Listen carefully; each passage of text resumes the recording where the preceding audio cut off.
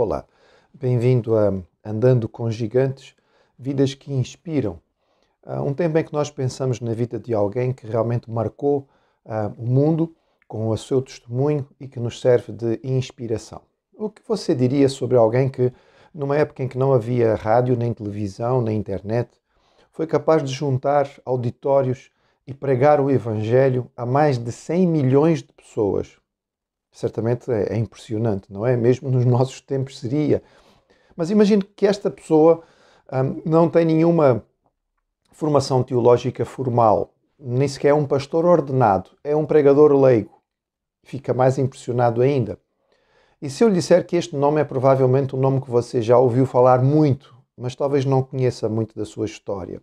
Estamos a falar de Dwight L. Moody, considerado o maior pregador do século XIX, o maior evangelista desta época. Moody nasceu em Northfield, no estado de Massachusetts, nos Estados Unidos da América, em 5 de fevereiro de 1837. Uma família muito grande. Ele era o sétimo filho de uma família que vai ter 9 crianças. Quando ele tinha 4 anos de idade, o seu pai morreu e logo a seguir nasceram ainda 2 gêmeos.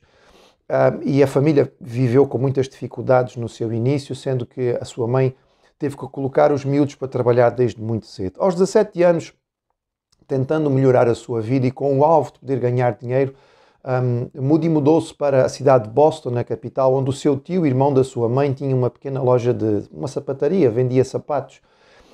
Mas sendo que ele tinha um comportamento e uma vida que não eram muito corretas, o seu tio disse assim: eu dou-te trabalho só se tu frequentares a escola dominical. E a escola dominical desta igreja congregacional foi onde ele conheceu verdadeiramente o Evangelho e se converteu. Não por causa da pregação do pastor, mas por causa do seu professor de escola dominical, Edward Kimball, que sentiu um grande apreço por ele, um grande desejo de o alcançar para Cristo. Então, com 18 anos, este jovem vendedor de sapatos era finalmente alguém alcançado pelo Evangelho e começou a perceber a importância e o valor de ensinar a palavra. Ele queria muito ter uma classe de escola dominical. A primeira vez que ele se apresentou para ser recebido como membro da igreja, a igreja o rejeitou porque ele não conseguia responder às perguntas mais básicas. Mudando-se para Chicago, novamente ele teve dificuldade em ser integrado numa igreja pela sua falta de conhecimento, mas o seu desejo de poder juntar gente para falar a respeito do Senhor, para contar a respeito de Jesus e para mostrar a palavra era tão grande que ele foi pedir oportunidade para ser professor de escola dominical. Não havia vaga para professores, então o diretor da escola simplesmente disse: olha, se você arranjar alunos, pode ter a sua própria classe. E foi o que Moody fez. E assim ele começou uma classe de escola dominical num dos bairros mais pobres de Chicago, no North Market Hall. Foi um espaço que ele acabou por conseguir, porque, no entretanto, ele foi juntando alunos e, aos poucos, começavam a ser tantos, tornavam-se dezenas, centenas, e passados 2 anos aproximadamente, ele tinha mais de 1000 alunos frequentando a sua escola dominical, com vários outros professores que faziam parte. Nesta altura, ele era conhecido como Crazy Moody, o Moody maluco, por causa deste tipo de desejo e de empenho que ele tinha. Ele continuava como vendedor de sapatos, mas com uma grande paixão por ensinar a palavra do Senhor na escola dominical. Nessa altura ele conheceu e casou-se com uma professora de escola dominical, Emma Revel, e eles tiveram 3 filhos. Nesta época, os Estados Unidos vivia tempos muito conturbados. A Guerra Civil Americana aconteceu e Moody se apresentou como objetor de consciência. No entretanto, ele trabalhou nos bastidores auxiliando os soldados e esteve nos bastidores, digamos, tomando conta daqueles que foram feridos e sobreviveram das famosas batalhas de Shiloh e Stones River. A escola dominical de Moody tornou-se realmente significativa. Há um ponto muito interessante, na altura em que muita gente criticava aquilo que ele estava a fazer. Ele estava em Chicago, no estado de Illinois, e o presidente que tinha sido eleito nessa altura para assumir a presidência dos Estados Unidos era desse estado. E foi visitar a sua escola dominical e falou aos seus alunos num daqueles domingos de novembro de 1860. O presidente de quem estamos a falar é Abraham Lincoln. Em 1871, nós encontramos Moody já numa situação bem diferente, ou seja, o número de pessoas era tão grande que foi preciso montar uma igreja, não é? Esta igreja inicialmente era uma igreja independente e ele não podia ser o pastor porque ele não era consagrado, ele tinha que contratar ou convidar alguém para pastorear a igreja que ele mesmo tinha fundado e começado. Mas em 1871 houve o grande incêndio dos Estados Unidos E nesta altura este incêndio gigantesco destruiu grande parte da cidade, incluindo o templo e a casa de Moody. Na altura ele escapou, disse ele mesmo, escapou só com a vida e a Bíblia, só escapou a minha reputação e a minha Bíblia. Neste período de tempo, Moody era um líder do movimento de escolas dominicais e visitou a Inglaterra. Esta visita veio a ser marcante, não porque ele tivesse tido grandes oportunidades de pregação nesta primeira ocasião, mas porque ele conheceu Harry Morehouse. Harry Morehouse era um pregador leigo que tinha sido lutador de boxe, tinha sido pugilista. E ele convidou Morehouse e disse, um dia se você for aos Estados Unidos, prega na minha igreja. E realmente Morehouse pouco depois foi aos Estados Unidos e foi pregar na igreja. Moody não estava no dia que ele pregou a primeira vez e quando ele voltou ficou impactado com o que tinha acontecido com a congregação. Então foi conviver com Morehouse e descobriu que ele era um pregador extremamente bíblico. A verdade é que Moody sabia pouco da palavra.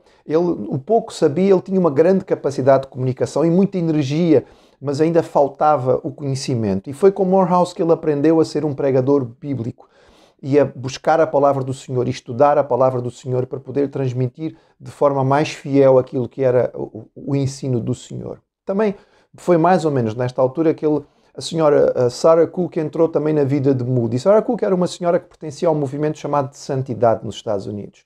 Ela foi ouvir e foi ver o trabalho que estava sendo por Moody e ela chegou a uma conclusão. Este homem tem um potencial extraordinário, mas ele ainda está a trabalhar essencialmente na força do homem. Ele precisa do Espírito Santo.